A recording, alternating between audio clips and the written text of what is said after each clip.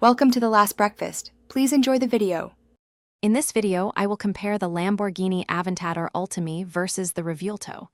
We'll dive into what makes each of these supercars unique, from their groundbreaking powertrains to their distinct driving philosophies.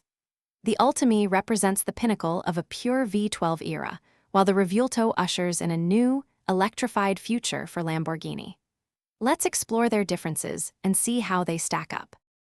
The Ultimae boasts a powerful 6.5-liter naturally aspirated V12 engine, delivering 769 horsepower to its all-wheel drive system.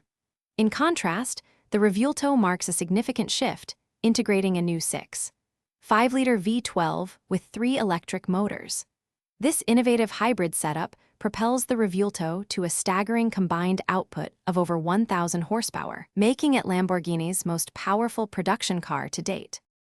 Visually, the Ultimae maintains the iconic, aggressive lines of the Aventador, with subtle aerodynamic enhancements.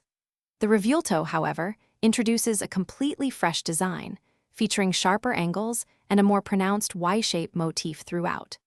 Inside, the Revuelto takes a leap forward with a fully digital cockpit, offering a more modern and connected user experience compared to the Ultimae's more analog-focused interior.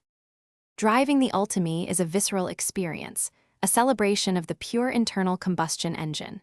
It offers a direct, unfiltered connection to the road. The Revuelto, with its hybrid power and advanced torque vectoring, delivers unparalleled agility and instant response, offering a more refined yet equally thrilling drive. Both are incredible machines, but the Revuelto truly sets a new benchmark for performance and technology. For more great deals, including those leak-proof containers, check the description below. Thanks for watching. If this was helpful, leave a like and consider subscribing. See you next time.